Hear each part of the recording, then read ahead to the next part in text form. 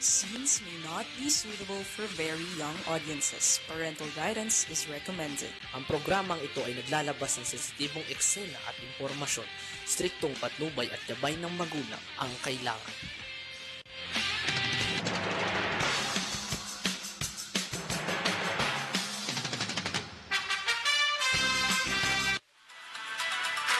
Okay, isang magandang araw po sa atin lahat mga kakampi. Ito na naman po yung lingkod Fenico Demos para sa ating Chinoy Public Service. Magandang araw po sa inyo, Chinoy. Magandang araw sa iyo. Ay, naku. Okay. At syempre mga kakampi, magbati ka na muna. Ayusin mo nga to. Ayusin mo to. Yan. Okay, isang magandang araw sa ating Chinoy Public Service. Marami na naman tayong mga balita.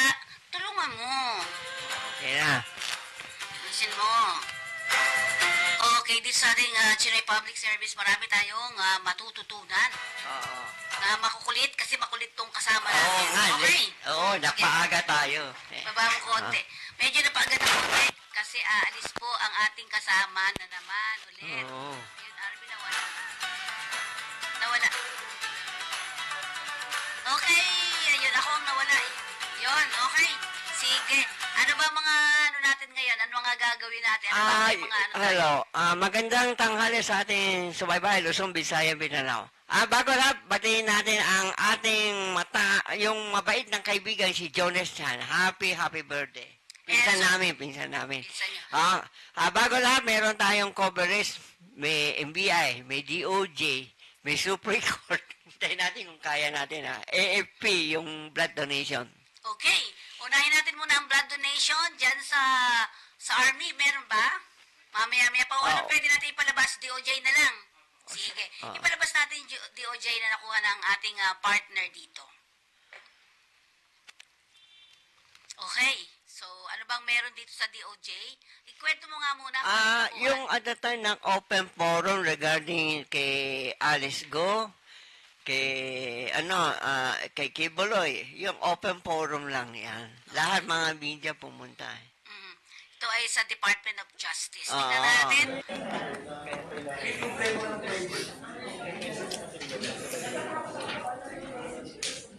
Unahan ay si Raul Vasquez, tsaka si Gutierrez, si Margarita Gutierrez.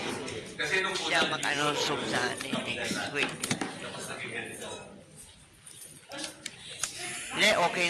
Hindi ako gumagalaw. Maganda. Hindi. Okay na yan. Oo, yan. Yan, si Crispin Remulla. So good afternoon, everyone, and welcome to our third Kapilihan with Soj.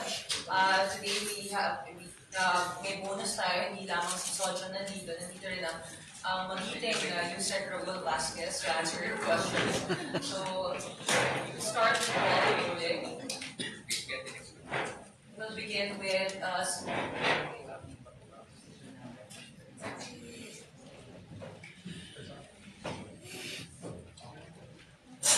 so to start the ball rolling, we'll start with Cinema. Please give your question.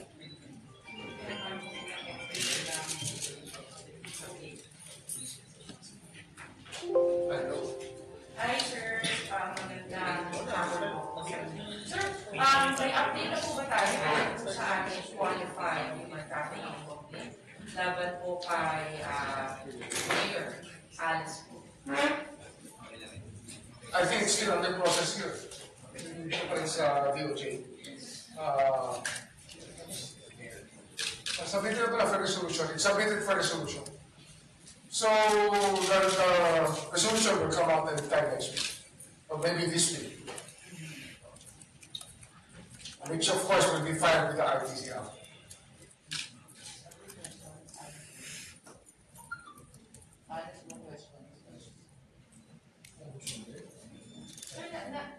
Sir, naayos.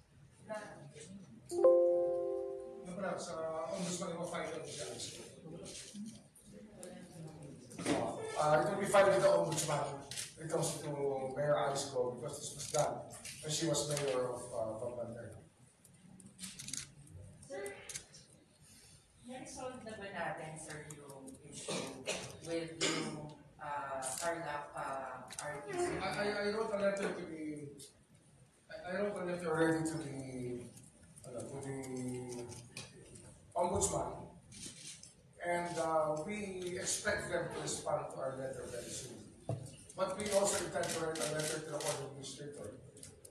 so that all of this confusion will be done away with. Because we cannot allow these things to happen again. I don't think we want a conflict of jurisdiction on any persons that we want tried for different times. So dapat ito maging clear. So we will probably write the court also, the court administrator about this. Any more questions regarding Alice? Sir, kami po from TV5. Sir, so kung malitan po sa ombudsman, yung post ko din na ay sa regular duty facility stay or sa Senate. Kasi ini-insist po rin po ng mga senator na supposedly dapat sa kanila pa rin. Dahil sila daw po yung una naglabas ng arrest order. Well, the arrest order is as long as it's for in the age of the legislative function. Lawmaking yan. But when it comes to the real cause of the matter, which is the violation of law, then that will depend on the courts that issue the conviction order. And in this case, for Alice Go, if it's the Capas Court cannot take precedence over what the ombudsman should be, what the Sandigan Bayan should be doing. Ano nga ito eh? This is a case of a court issuing an order without any jurisdiction over it. That's how you do it.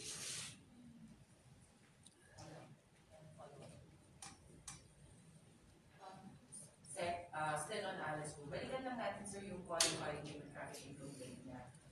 It's submitted for solution.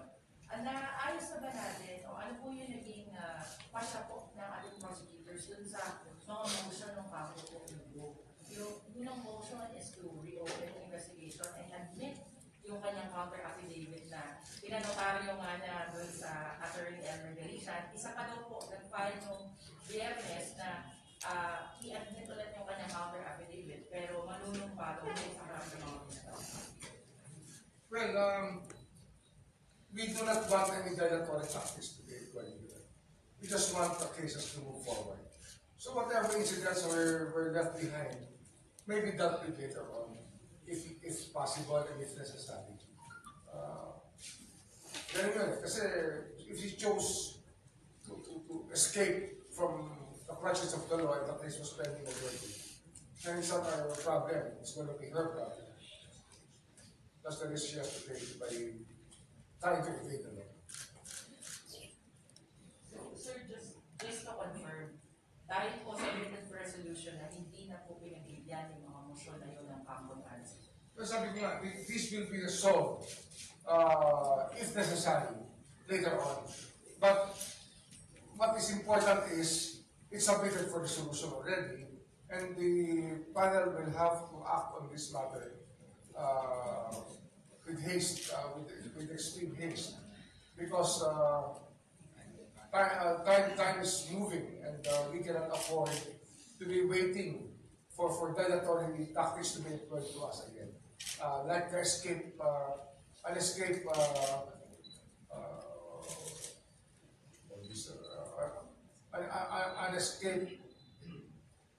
plan that she tried to employ to evade the law cannot be made to prevail over what has to be done about her case.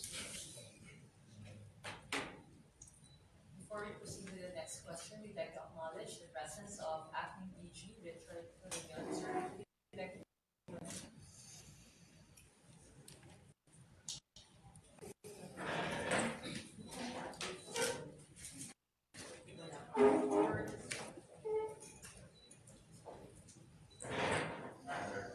Sir, good afternoon. Michael Robles po from Radio Philippines. Sir, sabi po ng NBI, may mga feeler na raw po about sa pagsuko ng kapatid ni Alice po, si Wesley. Meron po ba kayong information or latest update tungkol po doon? It's just an ongoing matter pa din. And until such time that we have the details of such feeler and that there are positive actions that would indicate the intent and the spontaneity of such surrender, then that's the time that we will have to say na ito yan. Sa ngayon, part of the process of investigation. Kasi Sige. Hindi natin alam. Baka nililihis tayo sa tama. So, that's na gusto natin. So meaning to say, sir, wala pa yung katotohanan yung kung sinasabi ng NBI na gusto na sumuko. Hindi ko sinasabi wala katotohanan. Yan ay isang ongoing investigation. So that's one factor to consider. It's the burden on them to show proof na they really can to voluntarily surrender. Until it happens sa atin. So, pag hindi siya sumuko, hindi totoo. So, we just have to wait. Thank you, sir.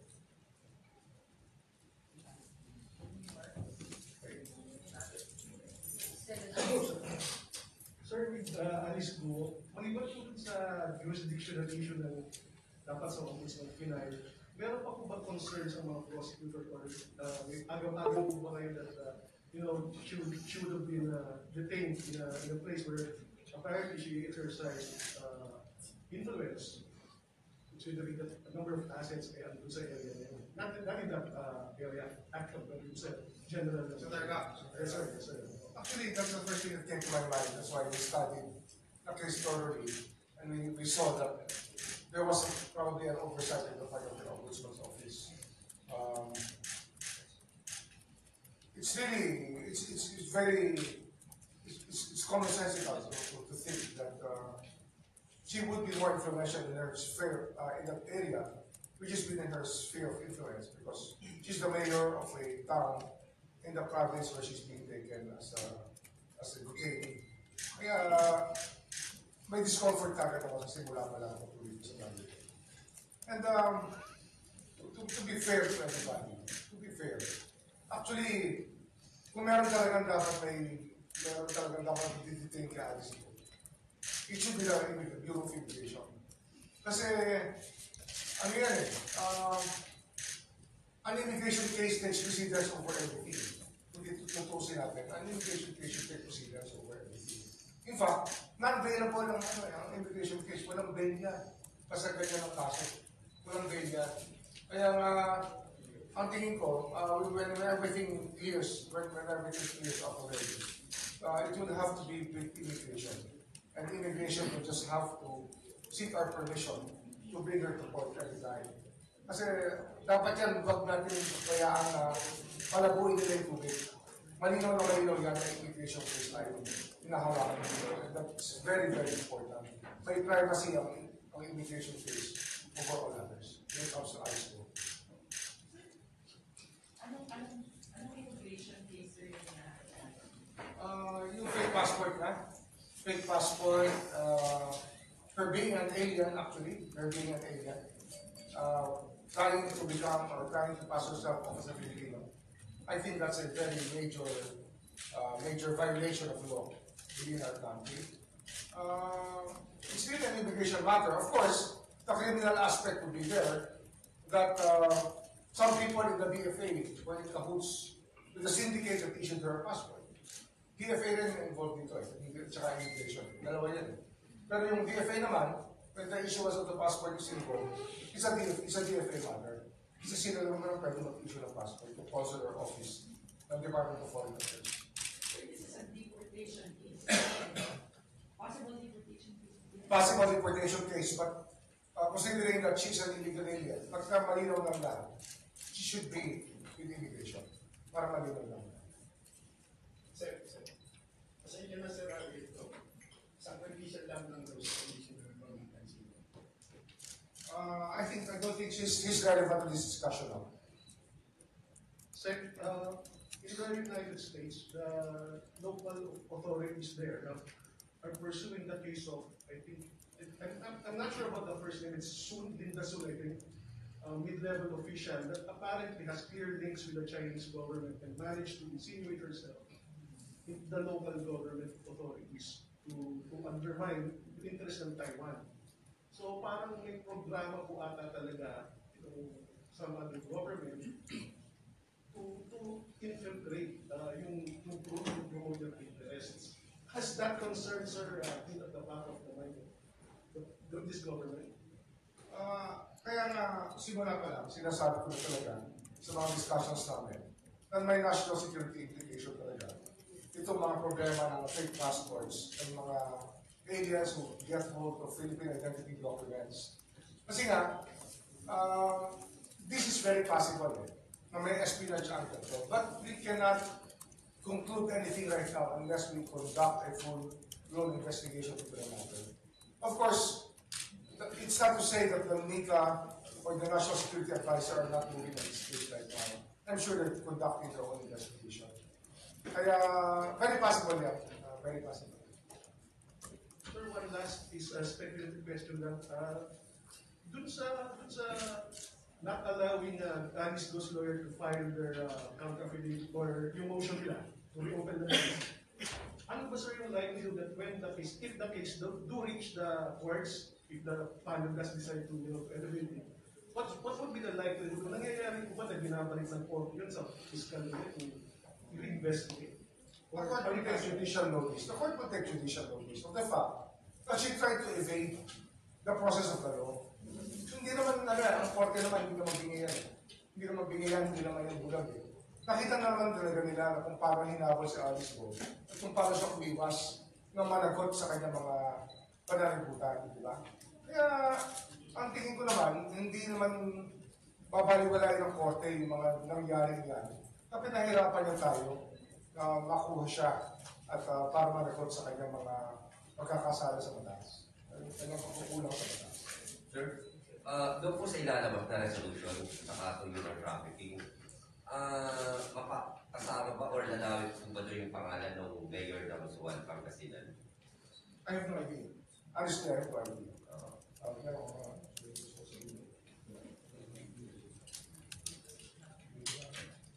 So right now, I could have to with your permission, Mr. Secretary.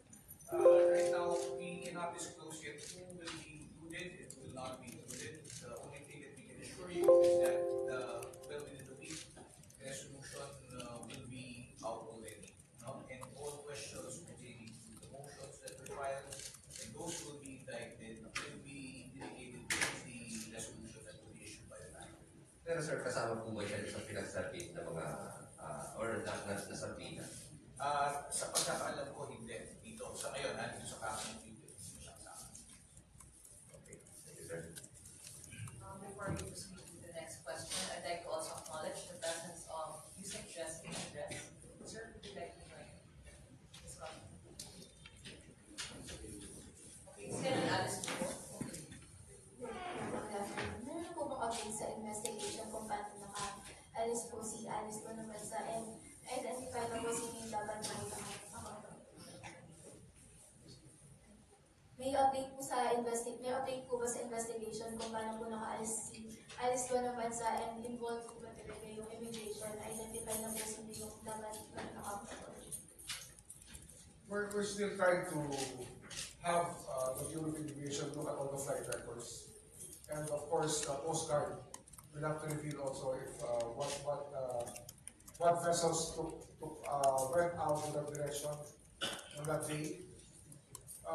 Pero judging from the hearings of the Senate, I don't think she's telling the truth. I think that there are more questions than answers given by Alice Go by saying that she took a yacht, a big ship, and another boat later on. I don't think that it convinces me. It does not really convince me, or many of us, it does not really convince many of us that those are plausible ways of escaping from the country. Hindi ho ganun kagaling magbiyahe ng barko at bangka at yate ng ganun-ganun lang. I would say that it's a very, very flimsy way to tell a story. Pero for DOJ po, yung theory niyo pa rin po is kumana po sila ng... They used to play sometime. Hindi pwedeng boat lang yan. They used to play sometime. Yun lang iniiwas kasi they must be protecting somebody from immigration kung sila ay lumabas na naka-aeroplano. That's the only conclusion we can draw from the facts, from what transpired at that time. Any more questions about Alice Go? None? We can proceed to the next topic. About sir sa custody po Law Tubuloy. Sir, yung QC Court po kasi, naglabas po sila ng order na ilipat po siya sa Quezon Jail. While yung PASI Court po, in order po siyang mag-release sa PNP dahil non-available case. Sir, is it right na mag-release po siya sa PNP under those reasons?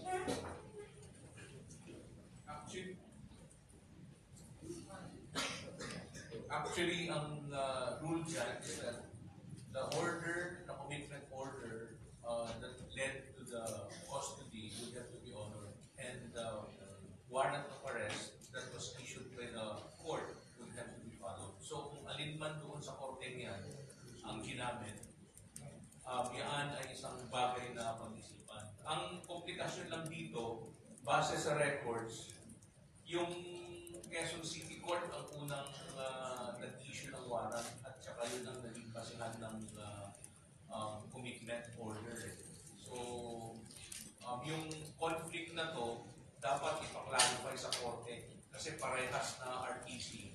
At ang pwede lang mag-resolve yan would be by the courts themselves and later on by the Office of the Court Administrator most likely or the Supreme Court itself. Pero nung clear namin ito sa OCA, yun din ang sinabi na yung susundan mo ay yung korte na nag-issue ng warrant which led later on na na-serve sa kanya which later on naging basis ng commitment order. So kung may subsequent man na commitment order, mangunguna pa rin yung unang order. Sir, ang follow-up, yung meeting niyo po with Executive Secretary Bernstein, yung na-mention po last time, how did it go, sir? Marami kami pending matters na di-discuss. Hindi kami nagtatapos pa. We just had to take a break because we both had something to do already.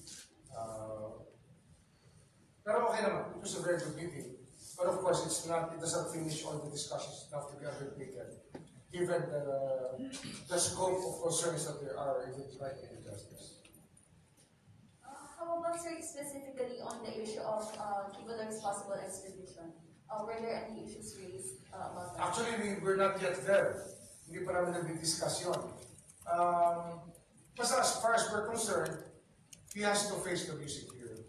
Yung talagang effort naman natin para umili siya, should bear out something talaga. Meron naman dapat na yun, meron mangyari, at meron kalabasan naman itong pinaghirapan ng ating daan-daan at libo-libong pulis na nilagay upang arrestin siya.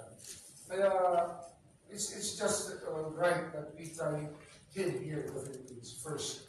The extradition, of course, as I said before, and as is the maximum of law, an extradition treaty is part of the law of the land. It's a treaty. Kaya we have to respect it also. So it's really striking a balance between the two. Of course, we're given the terms of the treaty are very clear that we have the discretion to do what we think is right for this purpose. Before we go to the next question, I'd like to also acknowledge Assistant Secretary Randy Pastrato. Sir, if you'd like to rejoin the discussion. Thank you. Okay, any more questions? Sir, yung sa issue naman po ng house arrest, kasi yung president po ni Dr. Amaro Pimentel floating the idea na kung hindi na ma-resolve yung possible transfer house arrest. Just want to ask, pag ganun po ba, sir, kasi normally yung mga lawmakers yung nabibigyan ng mga ganun privilege, open din ba yun, sir, sa mga kumbaga hindi naman lawmakers yung house arrest? That's under the court's jurisdiction, discretion. But as far as I remember, yung mga binibigyan ng house arrest, yung mga hindi nag-resist o kaya pumayag kagad na ma-aresto.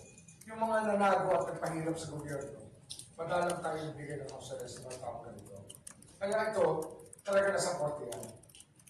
Marahil, may mga kaso rin kung nagkasakit, nagkaroon ng karamdaman, ay pinagbibigyan din magkaroon ng house arrest.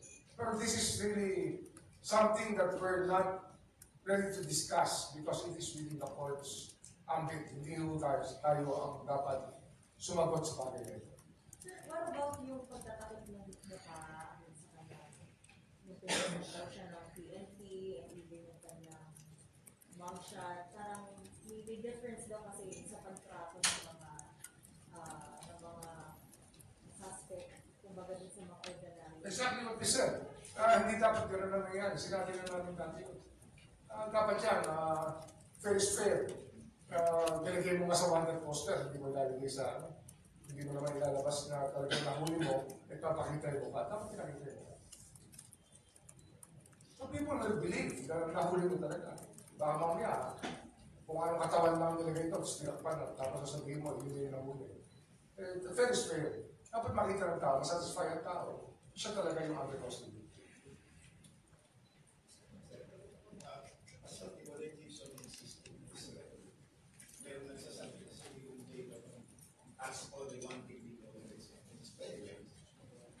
Alam mo, maraming jurisprudence sa voluntary surrender. It does not appear that way here. 16 days niya pinahirapan ng pulis. 16 days niya pinahirapan ng pulis. Noong ando na sa harap ng building niya, yung 200 pulis, Special Action Forces, napapasok sa kanyang kinalalagyan, saka lang siya nagsabi na susurrender siya. Kaya sabi ko nga nung simula pa lang, either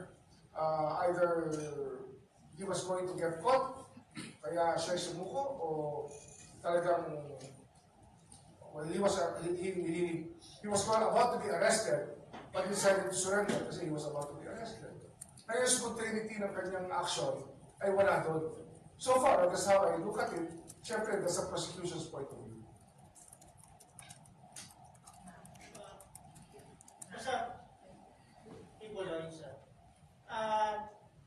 Sabay halos sir yung sabi ng Penti Kappa magkapag-coordinate sila sa DOJ kasi sabay na schedule yung arraignment ng QC, RHC, and Pasig also at the same time. Yung prosecution as well, deciding siya or paano gagawin siya?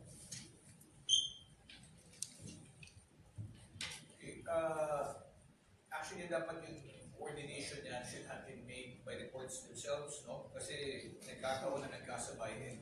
Obviously, you cannot be in two places at one time.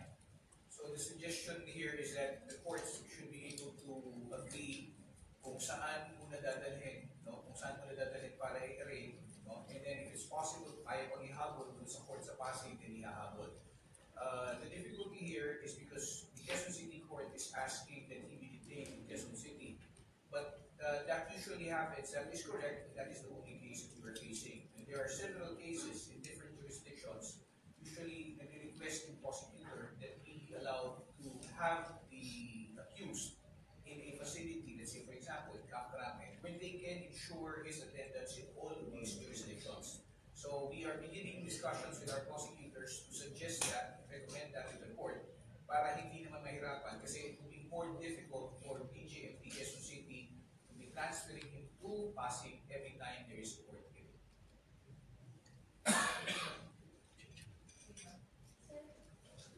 Sir, hello. Kaya dala Chris pa po tayo ng our news channel. Mahabulan po ba ng DOJ yung mga posible po na mga kasabot po ni Kibulo at saka na-identify na po ba yung mga tao na daw? Yung mga kasabot ni Pastor Kibulo ay nahuli na rin kasama niya nung siya hinuli sa Davao. Sumuko hinuli, Pauline Patuan. Pero kasama na. Pero yung ibang kauntsaba na tumulong sa kanya magtago at pahirapan ng batas, siyempre, habang tumatagal, meron tayong lumalabas ng mga detalye kung saan pwede natin habulin pa rin mga tao.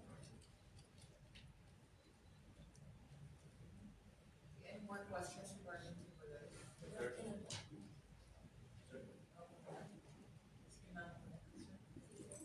Despite the freeze order on Kibuloy and KOJC assets, gano'n po ka-confident yung government hindi po na-transfer yung assets before po ng freeze order considering na si former President Duterte po yung naging administrator.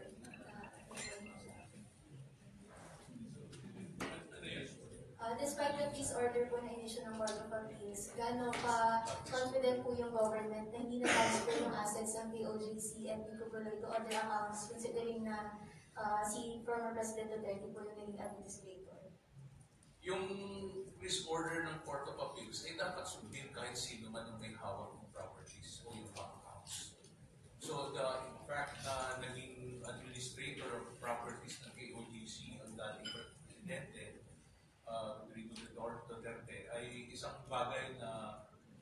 importante sa issue ng freeze order. Ang importante dyan ay may freeze order at yun ay dapat sundan. Habang nandyan yung order na yan, talagang ipapatupad yan at walang makakasala. Sir, just to confirm, meron po ba talagang ifinay na kaso si former President Duterte laban po doon sa mga pulis na pumasok sa loob ng KOJC compound? Yes, there were cases that were filed for justification. It was filed before the prosecutor's office, Davao. And I think there's already been an order to transfer all of these cases here in the main office for us to have a prosecutor investigate all of them. Sino po sir ang mga respondent doon po sa kaso? Sa pagkakalala ko, ang mga respondents would be all the police officers, even I think Secretary Avalos, Secretary Avalos was included, and then the head, yung regional director, si General Minatore, and all the other officers who were present were part of that operation. Sir, meron po ba kayong ibinigay na period of time para sa pag-transfer po ng kaso dito sa main office? Well, dapat yan agad-agad, no? In fact, some of the cases, most of the cases have already been transferred here. Except that meron kasi piecemeal filings, no, na mga pinafiling, hindi sabay-sabay. So, sa mga pagkakataong gano'n, ini-inform nila kami, and then agad-agad pinapalipat sa kaso dito sa department. Maybe no po sir, kung sino po may hawak ng prosecutor niya. We will let you know as soon as PI is scheduled because depending on the number of cases, we may have to increase the number of prosecutors who will attend. Thank you so much, sir. Sir, to clarify lang po, no authorities have been identified yet who may have possibly aided Kibuloy or aided him hiding po. It is an ongoing investigation kung sino-sino ang tumulong ng komando. Kasi sa ngayon, hindi pa rin klaro kung ano nga yung nangyari sa Tago, tinago ba, nandun ba sa loob. Although it seems na nandun sa loob kasi doon siya nanggaling eh. Nung i-assault na ready na yung police authorities to make a final assault on that last building na yun na hindi pinapayagang pasukin ng mga otoridad natin. That was the time na nung may deadline na palapit ng deadline, saka na lang lumabas. At obviously, ordered na si ang dating pastor.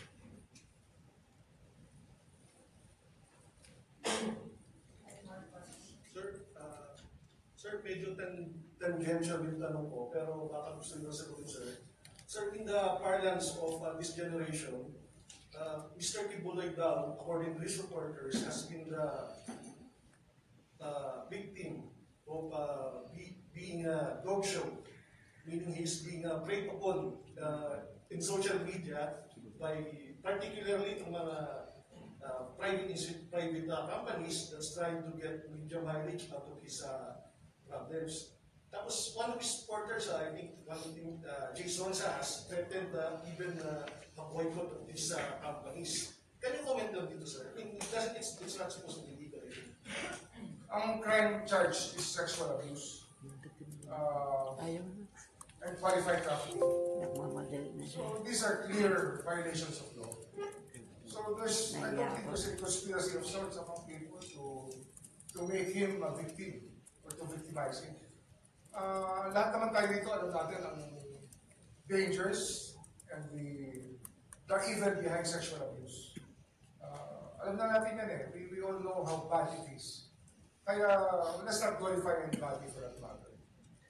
Let him face the music, and that's all we were asking him to do. Wala naman tayo ibang hinihingi. Sir, one last follow-up kay former President Rodrigo Duterte. Baka sa may misinterpret, there is nothing at present to say that he is not competent to be the administrator of the church's accounts. Or ano ba? Or otherwise ba, in your opinion? There's no prohibition. He's still a lawyer. So he's very competent to be the administrator. Siyempre, it's very controversial. And it might not be, well, it's really up to him. He knows what he's doing.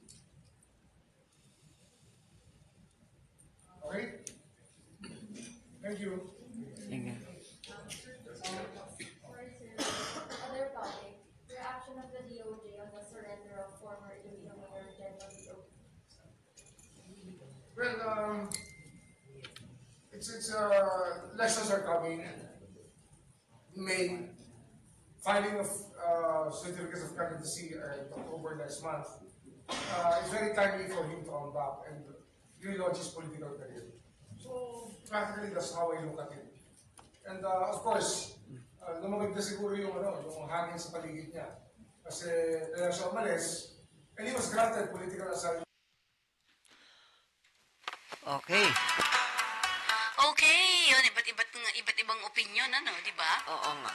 Okay, ano masasabi mo doon? Sige nga, ikaw nga natin. At least lahat na ang mga publiko ang buong pangyayari kay Kibuloy, kay Alice Go. Anong dapat gagawin? Okay, anong nakita mong gagawin daw nila? Paimbisigahan niya muna mabuti bago isampa ng kaso. Pag-aaralan pa rin talaga maigi. Mahirap. So ano ba daw mangyayari dyan? So, siyempre, makahanap ng mga ebidensya. Sino sumuport sa kanya. So hindi nga sumasagot sa di lalo pag nasa korte na? Oo nga, sa korte na siya sasagot. Yun. Okay. So, pero, ba't nagtutuloy-tuloy pa rin sa Sa Senate? Oo. Gusto niya. Alam mo naman. Hindi natin pwede pigilan. Kanya-kanya sikat Oo nga, kanya-kanya pasikat, gano'n? Pero anyway, congratulations pa rin sa mga nakahuli. Okay, siguro yun. Bakit yung house arrest naman ang sinasabi for Kibuloy? Kibuloy kasi mga religion niya Hindi, tsaka siya mismo nagre-request. Kasi, una, hindi yata pwede. Kasi hindi naman nag-resist, siya, di ba? Yung parang hindi naman siya nagtago nga siya, di ba? Pero balita na nag-surrender, hindi talaga siya napahuli. Hindi. Sukol na kasi siya. Oo nga. Diba? Isa na lang building ang hindi napapasok that's yun ang kanilang, doon nga nakandoon yun. Diba? Okay, tingnan naman natin. Ang usapin nito, doon tayo sa Supreme Court. Kahapon. Kay Sandra Ong, ang kanyang lawyer, mag-file petition na tungkol, ipagtatanggol din sa Sandra Ong kanyang sarili dahil parang pinapahiyan ang ating Senate sa kanya. Okay, tingnan natin.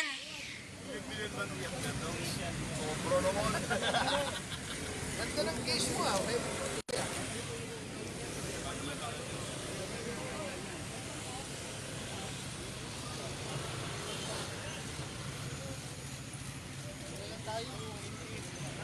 Salilim. Okay na, boys. Salilim. Tayo para hindi tayo Pasensyoso tawa ko. Kanta ko ng kwan pinagagawa ko sa elementary natin.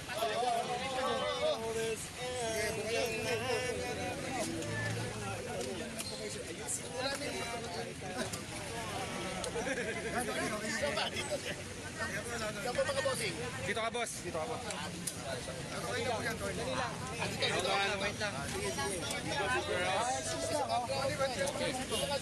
Excuse mo na. Check.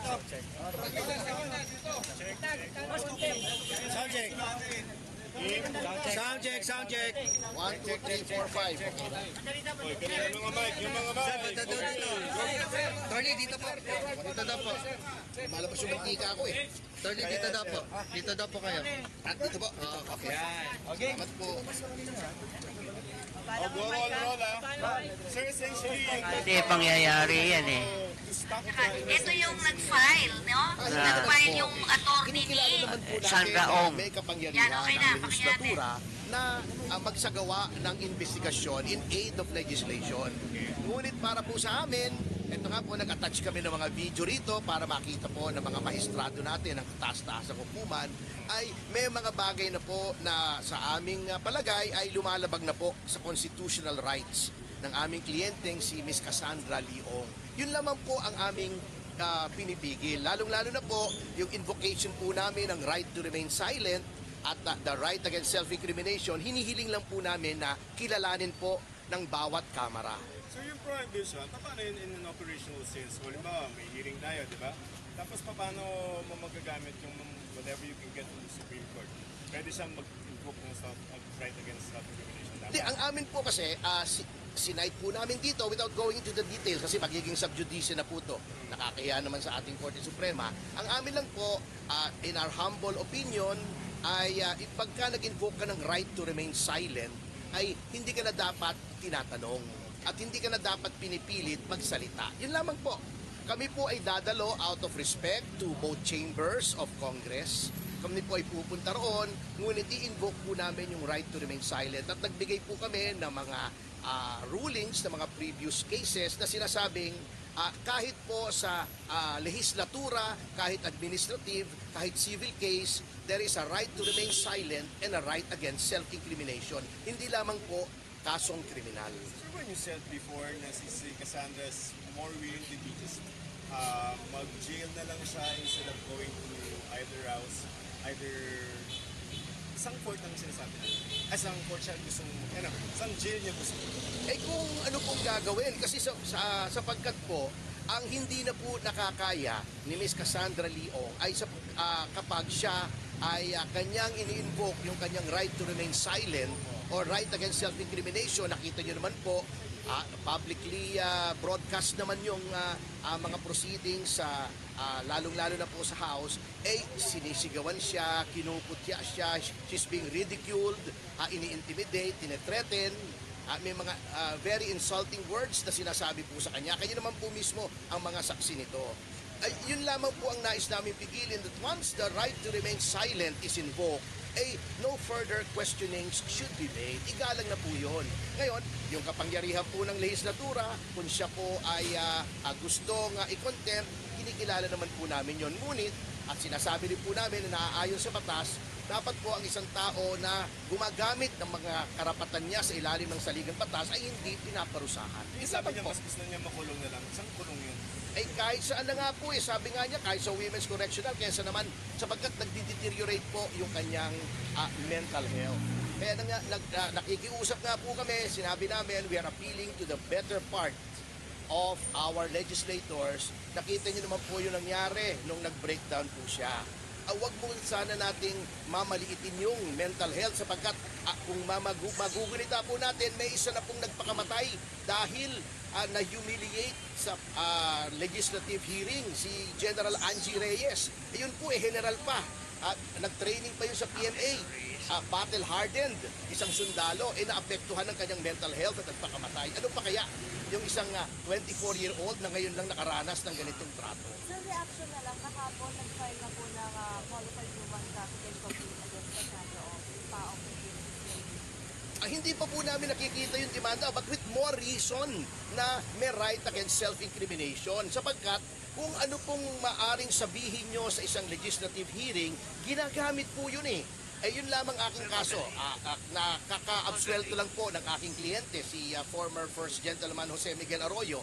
Ang ginamit pong ebidensya doon sa Sandigang Bayan ay yung mga statements during the Senate inquiry on the Chopper case. So, with more reason now na kailangan mag-invoke ng right against self-incrimination sapagkat talaga pong ginagamit sa korte yung mga sinasabi sa lehislatura. Di ba meron tayong, you have the right to remain silent, anything you say can and will be used against you in a court of law.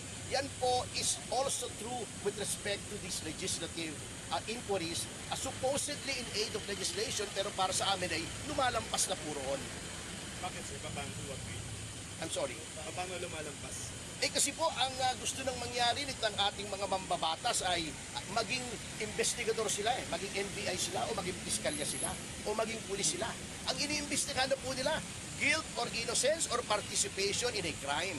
Pagka legislative inquiry po, sinabi na ng ating Supreme Court, ang relevant lang po dyan ay informasyon para matulungan ang ating mga mambabatas na gumawa ng panukalang batas. Hindi para mag-imbestiga kung sino may kasalanan sa ganung krimen.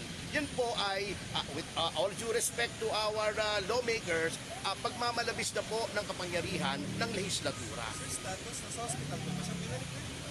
Nakalabas na po kahapon at naibalik na po sa kustodiya ng mababang kapulungan. May natanggap po kaming paanyaya na ang sabi naman po ng ni Honorable Ace Barbers, ayan po, si Congressman Barbers, ang isa sa mga very sober at matinong mga mambabatas natin at naiintindihan niya yung karapatan ng isang tao na humaharap sa legislatura. Sabi naman po niya, hindi required yung presence ni Ms. Cassie Ong, pero standby lang siya just in case. So can we shift to a different topic, kay Pastor? Anong nangyari kay Pastor? Nakakulong? Oh, yes, sir. Pero yung sa issue ng custody, where do you want him ba? Kasi you see yung nauna mag-issue ng commitment order, yung passing na start, pero dun yung non-bailable offense niya. Ngayon, there's a quandary for the portion also to PNP. Kanino ba dapat siya manatili? Nakulong? It's not up to us actually, sir. It's up to the courts. Preference in terms of maybe safety? Kung saan po maaaring safe. Meron po kaming kahilingan noon na under military custody pero hindi po yata napagbigyan. Ang amin lamang po, kinilala naman po ng ating Korte Suprema that self-preservation is the supreme law. Yung pagtatanggol sa iyong buhay ay kami naman po ay kung anong iuutos ng hukuman. Ngayong nag-surrender na po si Pastor Kibuloy, hindi po nahuli sinurrender. Sorry Secretary Abalos, mali ka ron ay isusundin po namin because he's now under the jurisdiction of our court. Okay lang kasi si jail? Basta po secure siya. Pag inutos po, siyempre gagalangin po natin yung utos ng hukuman. Although, we will still try to find a way to protect the life and safety of our client. So, what do you mean by that? Siyempre po, pwede kaming maghain ng mga motion, baka merong mga ibang mga measures to undertake para hindi naman po siya malagay sa kapahamakan. Kasi hindi naman po dahil siya si Pastor Kibuloy or kung sino man. Ang Estado po, ang ating kapulisan ay may tungkulin na protektahan ang kaligtasan ng kahit sino mang tao, kahit sino mang bilanggo na may panganib, dapat po pinoprotektahan. Hindi po to special treatment. Kaya lang, may ibang circumstances, siyempre, na hindi naman natin maikakaila with respect to Pastor Kibuloy. Sir, paulit na lang, ano specifically yung prayer sa petition i-file nyo ngayon na hinihingi natin sa SC? To enjoin po yung mga acts ng mga ating mga kongresista. May kongresista, I mean Congress, composed of the upper chamber and the lower house, na hindi na lumalabag po doon sa right to remain silent at right against self-incrimination. Yun lang naman po. Yun lang naman po hinihiling namin pagsunod sa saligang batas sapagkat ang atin naman po mga mambabatas being public officials, when they took an oath nung nanalo sila, they swore to uphold and protect the Constitution of the Philippines at lahat ng batas ng Pilipinas. Sana po yun ang masunod dito. So sa madaling sabi, sir, kapag in-insist na ng resource speaker na yung self-incrimination, dapat hindi na siya pilitin o kulitin ng mga lawmakers? Opo, lalong-lalo na po ngayon, nag-iba na sitwasyon. Hindi lamang qualified human trafficking, which is a capital offense. Meron pa siyang 84 or 87 counts of money laundering. Hindi pa rin po namin nakikita yon. So, not having seen these indictments or these complaints, paano namin malalaman kung anong iiwasan namin sabihin niya? So, with that, in-invoke na lang niya yung right to remain silent. At ito naman po yung nasasaligang batas, hindi po dapat minamasama ng kahit sino ang pag-invoke, ang paggamit ng isang tao sa constitutional rights. Pero paano yun? So, anong ibig sabihin? Anong lalabas na court na order ng court? Hindi ko alam. Siyempre, ayoko punahan naman ng Supreme Court para sabihin. Okay. Sundan natin. Ayan, nag-file sila. Sandra Ong. Oo. Yung isa, yung laging may sakit daw. Diba? Yun. At sinasabi nga Batang-bata may pa ganap. yun. Oo. Pare-pareho naman sila medyo bata-bata pa. Okay, next natin. NBI tayo. Ayan. Malikot na naman to. Approving ay may back-up na naman yun. Sa pagtulungan ng ating apat na division. Ang Human Trafficking Division, headed by Atty. Olga. Ang aming Organized and Transnational Crime Division. Nakachamba ko na. Si chief ng Technical Intelligence Division, si Atty. Joshua, and chief of the Anti-Violence Against Women Division, si Atty. Yellen. At of course, yung lead agency, yung lead division, headed by Atty. Loto and his deputy. Ba't ako nasa Amerika? Kailan lang direkta. Kakabalik ko lang po. Anyway, ito nga, product na naman, human trafficking. Ang nailigtas natin ay 27 Pilipina at 6 na minor. No? Minor. Sila'y nasa DSWD na. Itinanover na natin sa DSWD. At itong 10 na nandito, 6 sa kanila ay Chinese. At pinakausap ko nga, hindi marunong mag-English, hindi marunong mag-Tagalog. At kasabot nila, 4 nating kababayan nandito rin. So sa follow-up operation nila, ay nahuli pa rin nila itong 2 karagdagan na ating suspect. Naipa-inquest na natin sila and they were accordingly charged. Okay?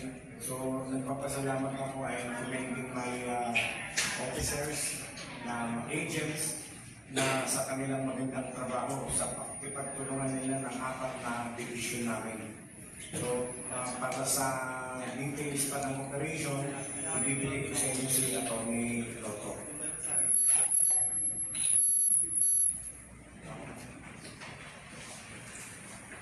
Good morning po sa lahat. Actually, 2 operations po ito within a week. Yung first operation namin, we were able to rescue 4 minors and arrested 2 individuals, Filipinos. And then yung second ops, after 3 days, we're able to arrest 10 individuals, 6 of whom, 5 of whom are Chinese, and then yung isa Malaysian, and then yung 4 Filipinos. We were able also to rescue 27, yung sinabi mo rin sa atin. Well, yung methodology mo nito, kasi it's a transnational organized crime, involved mo rito foreign nationals. Ang methodology nila, bago sila nag-expand ng kanilang trafficking network sa Pilipinas, nag-start mo muna sila sa tinatawag namin Romeo method or lover boy tactic. So ang ginagawa ko ng ating perpetrator, naghahanap muna siya ng victim 0. And then, merong 4 phases na kanilang sinusunod, yung initial contact. Ang objective nun is to establish romantic relationship sa kanilang victim 0. And then yung grooming, diniligawan nila ito, and then dinibreed nila especially. And then yung isolation, so ina-isolate nila ito sa kanilang friends and families to make the victim dependent doon sa trafficker in terms of financial needs, emotional needs. And then at the same time, yung last phase niya, yung exploitation. So yung exploit sila, dinadala sila ngayon sa sex trade. So ito, ang modus nila, to avoid detection from law enforcement, yung mode of recruitment nila, hindi ho yung walk-in, yung nag-a-apply para sumama sa network. Ano ito? Endorsement scheme.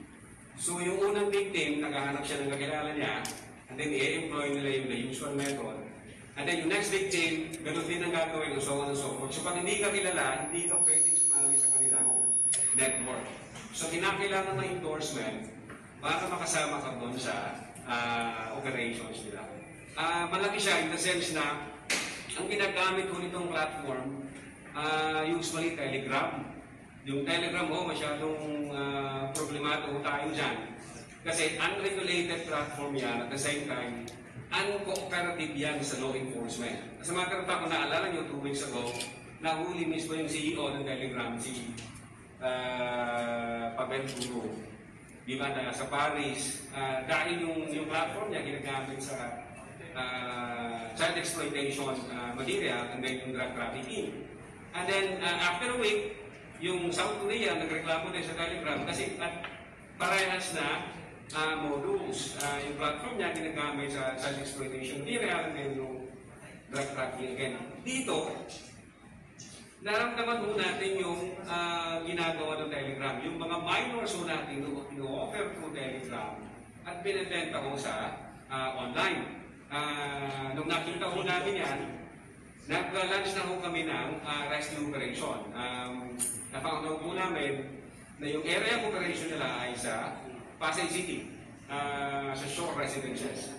In fact, iimbitahan mo namin yung mga yung management of building kung bakit hindi nila alam na massive pala yung nangyayaring human trafficking activity sa lugar mo. Thank you po. Yes. Sir, Atty. Lotto, sa tingin mo gano'ng katagal ino-operation mga kalokohan nila? Na-observe? Gano'ng katagal na ginagawa? Itong in particular, itong nauwi. Actually, medyo matagal yan kasi ulitin ko, nagsimula po yan sa kanilang lover boy tactic. Naganap muna yung subject natin ng kanyang victim zero. And then, nung napaibig na, siya na maghahanap ngayon ng mga i-endorse niya para sumama doon sa operation nila. Alarming in the sense na nag-employ pa sila ng mga foreign nationals kasi may nakita kaming marketing department nila na separate yung location na malayo. And then doon sa marketing department, nandun yung mga foreign nationals, nandun yung workstations, nandun yung iba't ibang platform na ginagamit. Sila naghahanap ng clientele. Iba't ibang foreign national din. May Indonesian, mayroong Malaysian, etc. And then sila yung nagpo-process.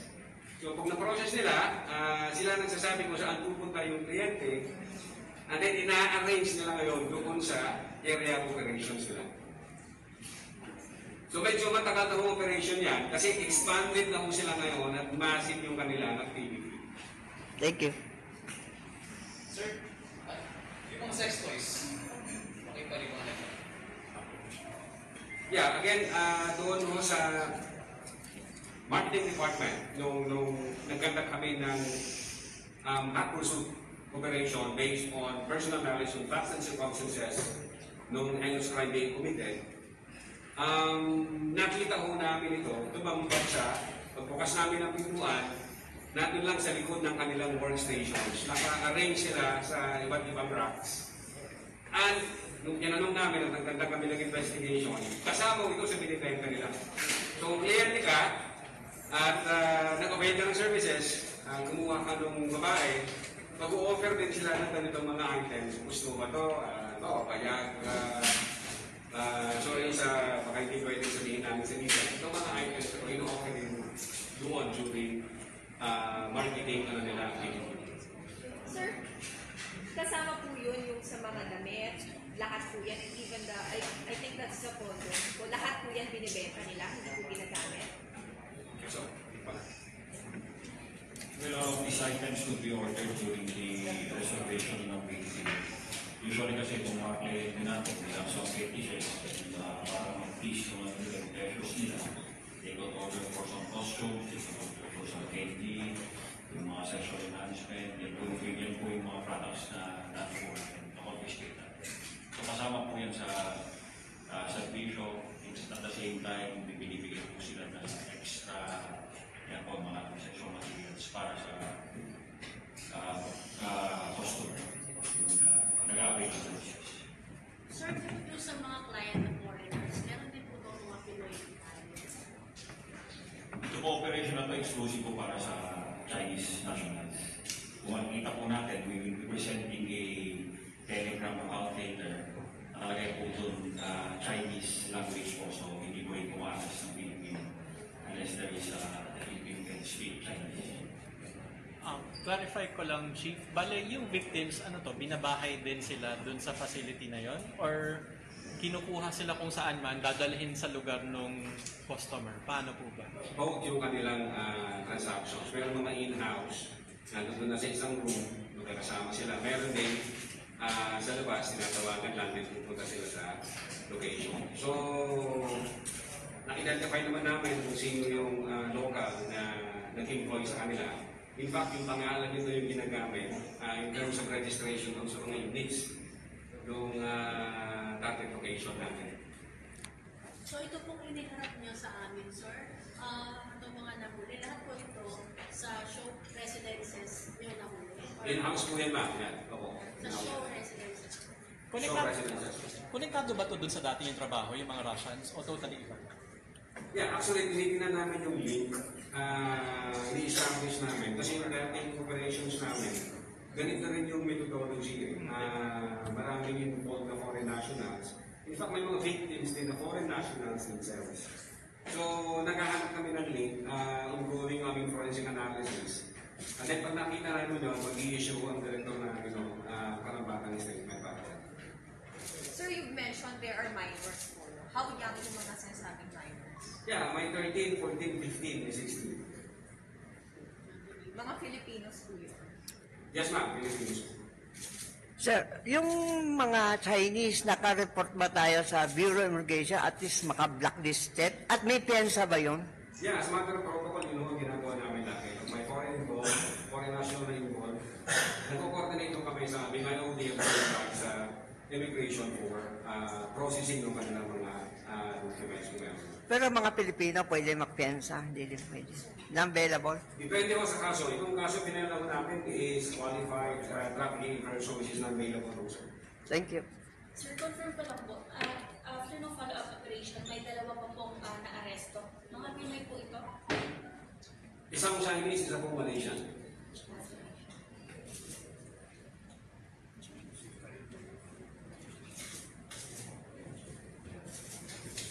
Medyo malaki yung trabaho sa kamadami. Okay. Okay. At syempre, huli-huli po natin dito, Oo. sa ating RTBM, yung pong nangyari naman dyan sa Camp Crame. Okay, ang blood letting program ng mga Hindi, reservists. Philippine Army. Sa Philippine Army. Philippine Army. Kay Colonel Ga. Kaya nga, sinabi ko na eh. Hindi Krame. Okay, hindi daw sa Crame saan? Sabi, pinipunta natin sa malayo.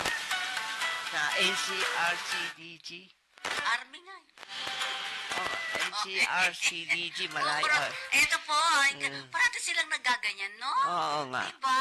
Ano mga ospital? Nabasa mo? Saan? Wala naman ikaw binigyan. So, alam ko dyan, yung pinakamalapit sa kanila, itong itong Saint, ano nga ba yun?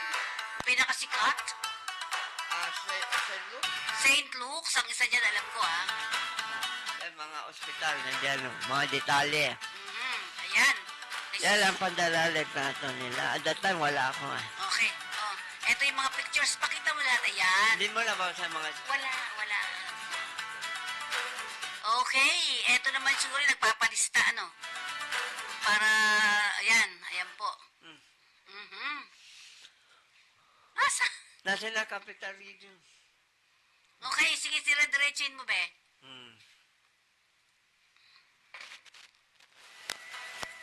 Yan dyan yung process, Ito yung una. Papalista, i-check up sila pagkatapos.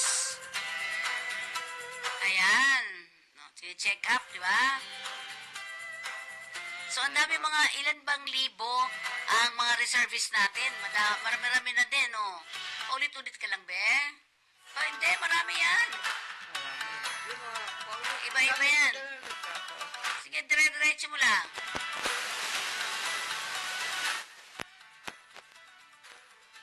Ayan. Sige pa. Diretso. Dami yan. Yan pa rin yung kanina. Yun o, ang dami nun, be. Okay. So, dami ng mga activities na ginawa ang ating mga reservists. Ang dami nun, RB. Okay. Sige. Okay. So, ito.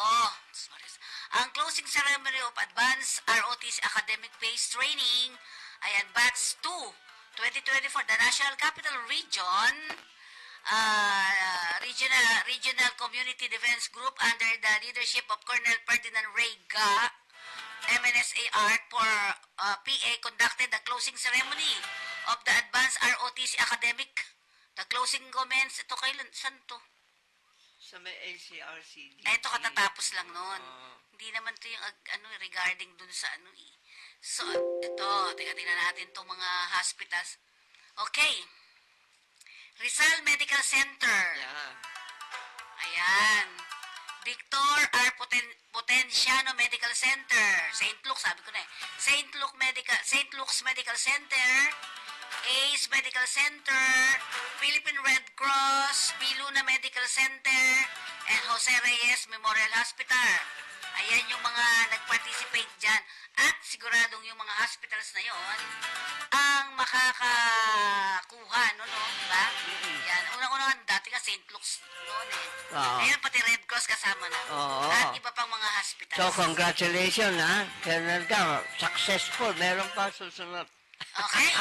At RTBM muna tayo bago tayo RTBM. magtapos. Okay?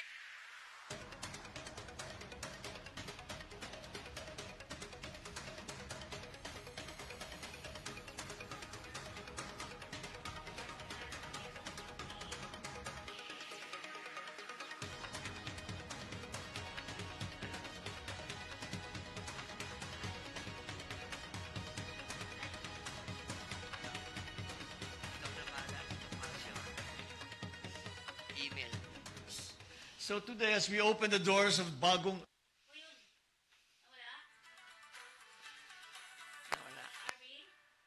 Okay. Yun yung RTBM. Tingnan natin kung makukuha natin. Nagsalita doon si PBBM. RB, wala na. So today, as we open the doors of Bagong Urgent Care and Ambulatory Service Center, or BUCAS, we are not just inaugurating a new building. We are transforming how we handle critical moments when time is both our greatest enemy and our most valuable ally. This center is not just a health facility. It aims to bridge the gap between primary care facilities and higher-level health institutions by providing urgent healthcare services for minor surgeries and other ancillary services. This administration envisions a future where every Filipino, no matter where they live, has access to the urgent care that they need. A future where our healthcare system is proactive, not just reactive. Today, we provide Filipinos with hope. Hope that medical care is within their grasp because of what we have built here in what we come to call the Bagong Pilipinas.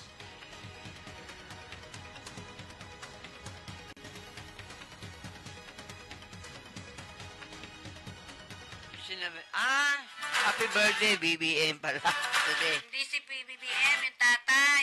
Kahapon. Tatay nga kahapon, may birthday niyo ba ngayon? 12. Makasunod sila. Magkasunod. Happy birthday, Mr. President. Okay, dyan po nagtatapos ang ating programa for today. Oo. Para sa ating Chile Public Service, kami po ay nagpapaalam. Sana tulungan ninyo ang Kakampi Online. Good afternoon, Atty. Topacio. Okay. And ang ating DOJ Remulla, si Yusek Margarita Gutierrez, si Yusek Hemogenes Andres, and Yusek si Raul Vasquez. Congratulations, Cravino. Saka ang ating NBI Director, si Director Jaime Santiago, Nick Suarez, at ang ating cybercrime, si Atty. Lantok, at ang ating anti-pro, si Elmer Malyari. Okay? At siyempre maraming po salamat. Paalam na po.